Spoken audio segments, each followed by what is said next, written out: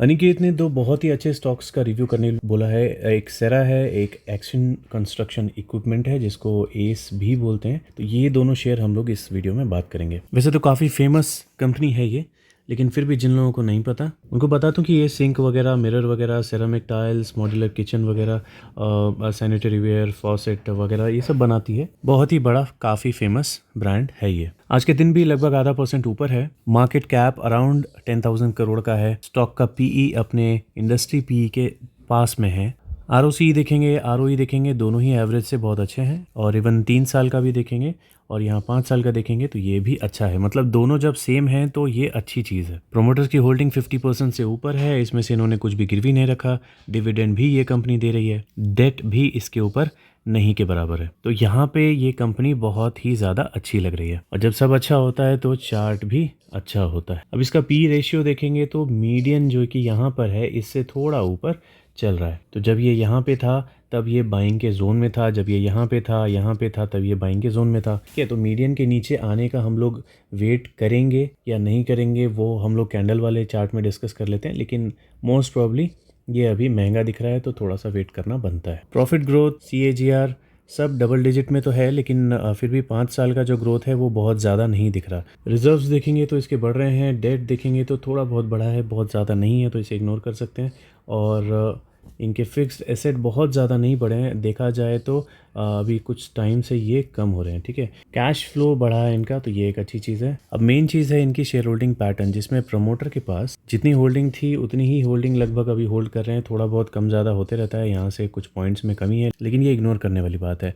अब FII और DII की होल्डिंग आप देखेंगे तो कंटिन्यूसली क्या हो रही है, इंक्रीज़ हो रही है। अब यहाँ से तो ये कम हुआ है, लेकिन ठीक है, चलता है उतना। और DII की देखेंगे तो कम हुआ, बढ़ गया, फिर कम हुआ, फिर बढ़ गया, फिर कम हुआ और कम हुआ। ठीक है, तो अभी नेगेटिव चीज़ देखेंगे तो 2022 के कंपैरिजन में FII DII दोनों ने ही अपना स्टेक थोड़ा बहुत कम किया है और वो स्टेक गया है पब्लिक के पास, तो ये नेगेटिव होता है। लेकिन फिर भी जो इनकी होल्डिंग है, टोटल होल्डिंग, वो कितनी है, बहुत ज़्यादा है। इंडिविजुअल FII की होल्डिंग ही पब्लिक से ज़्यादा है, तो बिगनर्स के लिए भी ये स्टॉक बहुत अच्छा हो गया। अब कैंडल में पता चलेगा कि इसमें सेलिंग क्यों हो रही है, लेकिन उससे पहले इसके नेट प्रॉफिट एक बार चेक कर लेते हैं। तो नेट प्रॉफिट आप देखेंगे, ये जो जोन है इसमें बिल्कुल भी इंप्रेसिव ये था नहीं। ठीक है, कोविड के बाद में जब 2021 का रिजल्ट आया उसके बाद अभी पिछले 2 साल से ये थोड़ा इम्प्रेसिव दिख रहा है। तो इसको ये मेंटेन कर पाता है या नहीं, ये भी एक सोचने वाली बात है। अब देखिए, जब भी आपको इस तरह का चार्ट दिखे ना, आप इसमें एक बार एक काम करना, आप ना एशियन पेंट का या फिर बजाज फाइनेंस का या VBL का इसका चार्ट ओपन करना। तो वो आपको कैसे मिलेंगे, सपोज ये एक मूविंग एवरेज है और वो आपको चार्ट्स कैसे मिलेंगे, कैंडल्स ऐसे ऐसे ऐसे ऐसे, बीच में इक्का दुक्का फॉल, लेकिन फिर से उसी पैटर्न को फॉलो करते हुए मिलेंगे। ठीक है, लेकिन जब आपको इस तरह का शेयर मिलता है तो ये कैसे चलता है, ये देखिए। अभी सपोज ये देखिए, इसका मूविंग एवरेज भी स्टेबल नहीं रह पाता है ना, तो मूविंग एवरेज भी गिर जाता है। तो ये स्टॉक ऐसे फिर बहुत ज़्यादा गिरा, फिर उठा, फिर उठा। अभी तो लॉन्ग रन में हमको इसमें तेज़ी दिख रही है कि हाँ, जिसने इसको यहाँ लिया होगा, यहाँ लिया होगा, कहीं भी लिया होगा, तो वो अभी प्रॉफिट में होगा। लेकिन सही टाइम बाय करने का क्या था, सही टाइम बाय करने का था ये जब ये फॉल हुआ था, राइट। तो फॉलिंग के टाइम पे इसमें बाइंग का जोन बनता है। तो आपको अभी पता चल गया होगा कि ये बाइंग जोन है क्या, बिल्कुल भी नहीं। ठीक है, बॉलिंजर के बाहर चला गया है।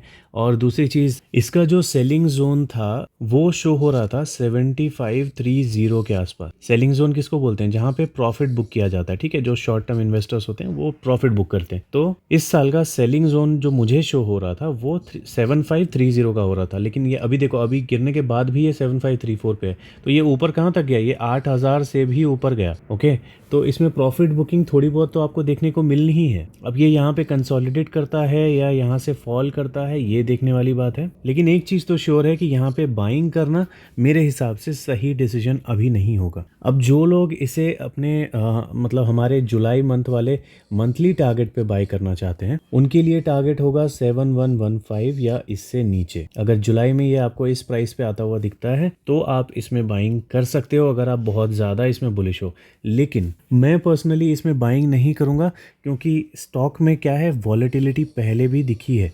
ओके, तो अब ये यहाँ से अगर मान लो अगले 6 महीने 7 महीने भी ऊपर जाता है ना, तो मैं तो शॉर्ट टर्म इन्वेस्टर नहीं हूँ। है ना। तो मैं 6 महीने 7 महीने में प्रॉफिट बुक करके पैसे थोड़े बहुत कमा लूँ, मैं वैसा वाला इन्वेस्टर नहीं हूँ। अगर आप में से कोई है तो आप प्लान कर सकते हैं कि ऐसा कंसोलिडेशन हो या 7,115 पे आए तो आप बाय कर लो, फिर 3 महीने 4 महीने जो भी प्रॉफिट आपको दिख जाए 25% 30% आप उस पर बेच दो। अगर आप उस तरह के इन्वेस्टर हो तो आप ये कर सकते हो। मैं उस तरह का इन्वेस्टर नहीं हूँ, तो इस तरह की वॉलेटिलिटी वाले स्टॉक में मैं इसमें सेरा सैनिटरी में एटलीस्ट 5,000 के नीचे जब ये जाएगा तब मैं इसको ट्रैक करूंगा, अदरवाइज मैं इसे ट्रैक नहीं करूंगा। मैं किसी भी शेयर को बाय करता हूं ये सोच के कि मैं उसे कम से कम 3 साल के लिए होल्ड करूंगा। और इस स्टॉक में अभी जो हाइट पकड़ी हुई है इसने, मुझे नहीं लगता कि यहाँ पे लेके मैं इसे 3 साल होल्ड कर पाऊंगा, क्योंकि मुझे लगता है शायद कभी ये नीचे गिरेगा ज़रूर। ये मेरी थॉट है। हाँ, इसकी प्रॉफिट्स जैसे अभी 3 साल में आपको इस तरह से दिखे हैं, तो अगर इसी को ये कंटिन्यू रखता है तो ये आपको ऊपर जाता हुआ देखने को मिलेगा। तो अगर आपके पास इसकी होल्डिंग है तो आपके लिए सबसे इंपॉर्टेंट है इसके प्रॉफिट्स को ट्रैक करना, और इसमें जो FII और DII की होल्डिंग है इन दोनों को भी ट्रैक करते रहना कि ये जो पिछले साल के कंपैरिजन अभी कम हुए हैं तो क्या ये अगले साल भी कम होते हैं, और अगले साल कम होते हैं तो ये किसके पास जाते हैं। अगर प्रोमोटर के पास जाते हैं तो कोई प्रॉब्लम नहीं है, लेकिन अगर पब्लिक के पास आते हैं तो ये प्रॉब्लम है। ठीक है, आई होप आपको समझ में आ गया होगा कि इसमें क्या करना है। अगली अभी बहुत ही फेमस कंपनी है एक्शन कंस्ट्रक्शंस, और देख सकते हैं फेमस ये क्यों है। बहुत ही ज़बरदस्त इसने प्रॉफिट्स बना के दे दिए हैं अभी बहुत ही शॉर्ट टाइम में। देखिए, कोविड के बेस से अगर आप इसे देखेंगे तो अभी इस टाइम तक इसने 1623% का प्रॉफिट कमा के दे दिया है। अभी मुझे वो याद नहीं है कि इसके बीच में इसने कितने बार स्प्लिट किया या कितने बार बोनस दिया या क्या डिविडेंड दिया, वो अलग कमाई हो गई। लेकिन अभी बेसिक जो दिख रहा है वो दिख रहा है कि 1623% का इसने प्रॉफिट कमा के दिया है। कितने महीनों में? 39 मंथ्स में। ठीक है, सीधा सीधा बोला जाए तो कोविड के मार्च अप्रैल के बाद से। तो ये रीज़न है कि ये इतना ज़्यादा फेमस बना हुआ है। लेकिन अभी इसका फंडामेंटल हम लोग चेक करते हैं।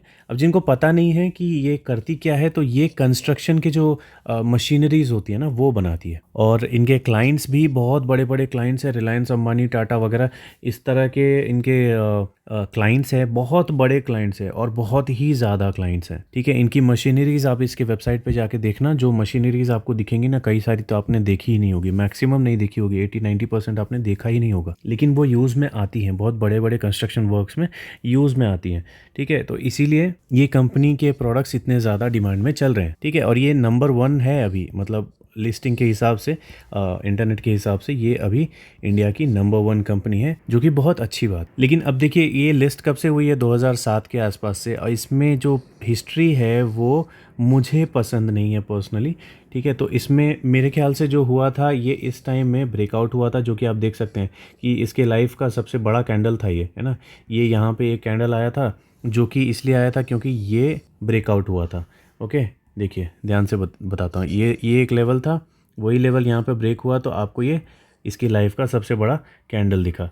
फिर उसके बाद ये एक हाई बना, तो ये जब ब्रेक हुआ तो ये आपको इसकी लाइफ का सबसे बड़ा कैंडल दिखा। ठीक है, और यहीं पे इसने सपोर्ट लेके बाउंस बैक लिया। तो जैसे ही इसने बाउंस बैक लिया, लोगों को और कंफर्मेशन मिल गया कि ये अब ऊपर जाएगा, और लोगों ने इसमें भर भर के बाइंग की है। देखिए, इस तरह की जब स्टॉक आती है मार्केट में, जिसमें मतलब सपोर्ट रेसिस्टेंस इतने अच्छे से फॉलो हो रहे हैं, तो आपको जो प्रॉफिट जोन रहता है ना, उसकी इज्जत स्टॉक नहीं करता। अभी इसका जो प्रॉफिट जोन था वो 460 रुपये का ही था। 460 कहाँ पे है? यहीं कहीं पर है। लेकिन ये देखिए अभी कहाँ चल रहा है, और ये लगता है जैसे और भागते ही रहेगा।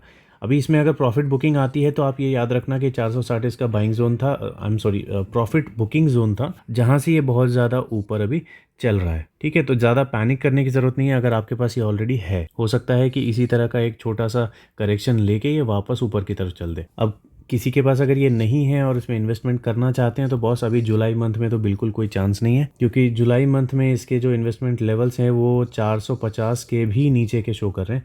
तो इसलिए इस मंथ में तो इसे भूल जाओ। इसमें थोड़ा बहुत करेक्शन जब तक नहीं आता तब तक एंटर करना थोड़ा डेंजरस होगा। और एक और थ्योरी मैं बहुत अच्छे से मानता हूँ कि स्टॉक कितना भी अच्छा हो, जब बहुत ताबड़तोड़ वाली तेज़ी दिखा देता है ना, तो गिरने के टाइम पे बहुत ताबड़तोड़ गिरता भी है। ठीक है, तो इसीलिए थोड़ा बहुत संभल के रहना। ठीक है, IEX, KEI वगैरह बहुत सारे स्टॉक्स हैं जो आपको इस तरह का एग्जाम्पल बन सकते हैं कि वो बहुत तेज़ी से भागे थे लेकिन गिरे भी बहुत तेज़ी से। गलती से KEI बोल दिया मैंने, KEI नहीं है वो EKI है। ठीक है, EKI। तो EKI है वो स्टॉक जो ऐसे भागा था और ऐसे गिर रहा है। इसे भी हम लोग कभी फ्यूचर में डिस्कस कर लेंगे, लेकिन पहले देख लेते हैं इसके नेट प्रॉफिट ACE के। और देखने में ये काफ़ी इम्प्रेसिव लगता है। यहाँ पे ये जंप देख रहे हैं, अनयूजुअल जंप था, बहुत ही ज़्यादा इसमें इंक्रीज़ आया था, इसीलिए ये अगले 3 साल क्या हुआ, सेम प्रॉफिट पे ही रहा। मैंने कल वाली वीडियो में आपको बोला था ना, जब भी अनयूजुअल प्रॉफिट आता है ना, तो अगला जो प्रॉफिट आने वाला रहता है वो बहुत इंपॉर्टेंट होता है। और आप ध्यान देना, इसी पे ये यहाँ पे गिर रहा था, ठीक है, इसी पोजीशन पे ये गिर रहा था। और इसमें जो तेज़ी आई अगले साल, उससे पहले ही मार्केट इसको ऊपर लेके जा रहा था, क्योंकि मैंने आपको पहले भी बताया कि मार्केट में ये एक्शन पहले ही होने लगते हैं, क्योंकि अंदर वाले जो लोग रहते हैं उनको पता रहता है, बड़े लोग जो रहते हैं उनको पता रहता है कि स्टॉक में प्रॉफिट अच्छा आएगा, फिर लोग बाइंग करना शुरू कर देंगे, तो वो पहले से ही बाइंग करने लगते हैं। फिर जब रिजल्ट्स आते हैं ना, बहुत अच्छे रिजल्ट्स आते हैं, फिर उसके बाद क्या होता है ना, लोग इस चीज़ को कन्फर्मेशन मान के और बाइंग करते हैं, ठीक है। तो जो पहले बाइंग करेगा उसको क्या होगा, बहुत ज़्यादा प्रॉफिट हो जाएगा। तो ये मार्केट ही आपको ये सब चीज़ें दिखाता रहेगा कि मार्केट कहाँ जाने वाला है, रिजल्ट्स किस तरह के आने वाले हैं। 90% आपको प्रॉफिट्स पहले से ही गेस करने लायक हो जाएगा। अभी देखिए, अब ये ट्रेंड चल रहा है तो ये अनयूजुअल देखने में नहीं लग रहा। क्यों? क्योंकि ये हर साल बढ़ रहा है ना। तो जब हर साल बढ़ता है तो एक कॉन्फिडेंस आ जाता है स्टॉक में, वही कॉन्फिडेंस अभी आपको इसके चार्ट में दिख रहा है। लेकिन फिर भी आप देखेंगे, इतनी बड़ी कंपनी होने के बावजूद मार्केट कैप कोई बहुत ज़्यादा नहीं है। 6,000 करोड़ का इसका मार्केट कैप है, तो मेरे हिसाब से तो ये 20-30 हज़ार करोड़ का कुछ टाइम में, मतलब कुछ सालों में होने वाला है, ठीक है। तो इसमें अगर आपको सही लेवल पे अगर ये स्टॉक मिल जाए तो ये बहुत बड़ा मल्टीबैगर बन सकता है। तो आप इस स्टॉक को अपने ट्रैकर में ज़रूर ऐड करके रख सकते हैं। देखिए, स्टॉक का पीई भी देखेंगे तो इंडस्ट्री पीई से बहुत ज़्यादा महंगा नहीं दिख रहा, ठीक है। ROCE देखिए, 3 साल का भी देखिए तो बहुत अच्छा है। ROE देखिए, और 5 साल का भी देखिए तो अच्छा है। प्रोमोटर्स के पास होल्डिंग बहुत अच्छी है, मतलब ये कॉन्फिडेंस शो करता है प्रमोटर का अपनी कंपनी के ऊपर, और ऊपर से ये डिविडेंड भी दे रहे हैं। देखिए, जैसा हमने बोला, इसका जो पीई है वो बहुत ज़्यादा महंगा अभी भी नहीं है, इस टाइम भी नहीं है, ठीक है। तो जो हमको वो सेलिंग जोन पे दिख रहा है ना कैंडल, हो सकता है वहाँ पे वो ना रुके या थोड़ा बहुत कंसोलिडेशन करके फिर वो ऊपर चला जाए, क्योंकि ये शो कर रहा है कि ये अभी भी महंगा नहीं हुआ। देखिए, इसका EPS कैसे भाग रहा है और पीई क्या है, वहीं पर चल रहा है। तो अभी इसमें बहुत ज़्यादा बाइंग के स्कोप बाकी है। रिजर्व्स भी बढ़ रहे हैं, इसके डेट कम हो रहे हैं, फिक्स एसेट बढ़ रहा है, तो इसमें भी इसे फुल मार्क्स मिलेंगे। अब देखिए, यहाँ पे एक लेसन ले लो आप। 2017 में प्रमोटर ने जो स्टेक कम किया अपना 2018 में, ठीक है, यहाँ पे स्टेक कम किया कितना, लगभग 5% के आसपास। तो ये किसने लिया? FII ने थोड़ा लिया और थोड़ा पब्लिक ने लिया, ठीक है। तो ये चीज़ पॉजिटिव थी, लेकिन ये चीज़ नेगेटिव थी। आप स्टॉक में चार्ट में जाके देखो इस टाइम में क्या हुआ था, मार्च 18 के बाद में क्या हुआ था। उसके बाद क्या हुआ, और एक नेगेटिव चीज़, FII ने कम किया और वो किसने ले लिया? पब्लिक ने। इस टाइम में देखो कि इसके चार्ट में क्या हुआ, इस टाइम में ये स्टॉक फॉल हुआ था, ठीक है। तो बहुत सारे इंडिकेशंस होते हैं गाइस, आपको बस देखना आना चाहिए कि मार्केट में होने वाला क्या है। ये सारे इंडिकेशंस होते हैं। ये आपको देखो क्लियरली बता रहा था कि FII का इंटरेस्ट इसमें कम हुआ है और पैसा किसको चिपकाया गया है? पब्लिक को। यहीं पे निकल जाना बनता है, या यहाँ पे ही थोड़ा बहुत प्रॉफिट बुकिंग करना बनता है। अब देखो प्रमोटर कितना चालू है इसका। ये हमने देख लिया कि यहाँ पे स्टॉक गिर रहा था तो यहाँ पे FII ने कम किया, पब्लिक को चिपका दिया वगैरह वगैरह। अब देखो यहाँ पे क्या हुआ, यहाँ से FII ने यहाँ पे अपना स्टेक और कम कर दिया। किसके पास गया? ये प्रमोटर के पास। यहाँ से भी स्टेक कम हुआ, किसके पास गया? प्रमोटर के पास। यहाँ से भी स्टेक कम हुआ, किसके पास गया?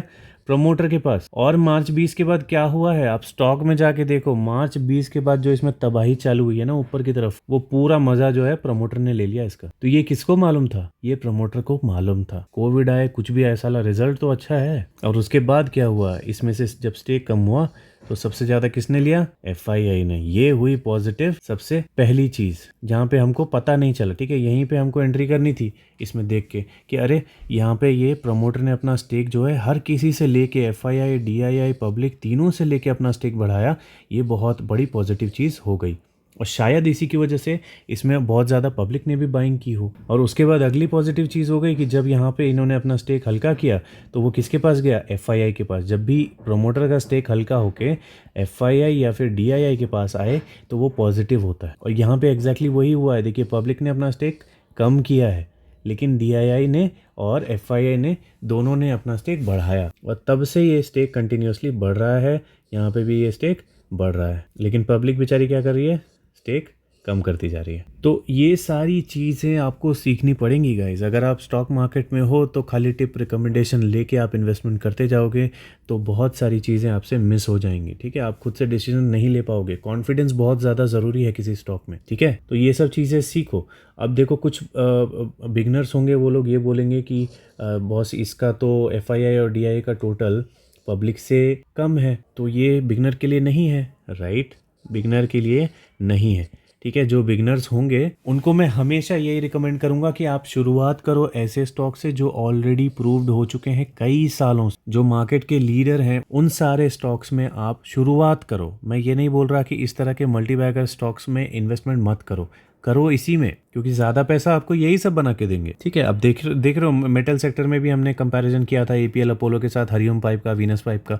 तो पैसा तो वीनस पाइप और हरिओम पाइप ही कमा के देंगे, लेकिन शुरुआत आपको किससे करनी है? जो एक्सपीरियंस्ड है, एक्सपीरियंस शेयर है, उससे करनी है। तो इसीलिए ये रूल बना हुआ है कि FII और DII का टोटल अगर पब्लिक से ज़्यादा है तो ये बिगनर के लिए सही है। आपको सिंपल तरीके से समझाने के लिए ये एक रूल मैंने बताया था, ठीक है। और नहीं अदरवाइज तो मैं इसमें अगर इतनी सारी पॉजिटिव चीज़ें बोल दूंगा ना तो बहुत सारे बिगनर्स, 90% बिगनर्स ना इसमें कूदेंगे ही। और इतना मना करने के बाद भी मैं बोल रहा हूँ टॉप पे इन्वेस्टमेंट करना डेंजरस है, लेकिन करेंगे ज़रूर। फिर अगर यहाँ से थोड़ा बहुत प्रॉफिट हो गया ना तो मुझे सुनाएंगे भी कि बॉस आपने मना किया था, मैंने लिया, मेरा देखो 10%, 20%, 30% प्रॉफिट हो गया। तो प्रॉफिट नहीं होगा ये मैं नहीं बोल रहा, लेकिन मैं ये बोल रहा हूँ कि ये पॉइंट थोड़ा डेंजरस है इन्वेस्टमेंट करने के लिए। मैं किस तरह से इन्वेस्टमेंट करता हूँ कि मैं जहाँ पे इन्वेस्ट करूँ वहाँ से पैसा मेरा जब बढ़े तो गिरने के बाद मेरे पैसे तक ना आए, ठीक है। तो वही इसीलिए मैं अभी मना कर रहा हूँ इसमें इन्वेस्टमेंट करने के लिए। थोड़ा सा वेट करो, सही लेवल्स पे आने दो, थोड़ा बहुत करेक्शन होगा ही होगा। खड़ी चढ़ाई बिल्कुल ऐसे कोई नहीं जाता, बीच में गिरेगा ज़रूर, है ना। हर स्टॉक गिरता है तो ये भी गिरेगा। कितना गिरेगा वो बस हमको देखना है और इसमें एंटर करना है, ठीक है। आई होप कि वीडियो समझ में आई होगी, अच्छी लगी होगी। अच्छी लगी तो बताओ कमेंट सेक्शन में। और मेरे डेली के वीडियोस अगर पसंद आ रहे हैं तो अपने दोस्त यारों से भी शेयर करो जो स्टॉक मार्केट सीखना चाहते हैं। इस वीडियो में इतना ही, मिलते हैं अगली किसी और वीडियो में कुछ और कंपैरिजंस के साथ।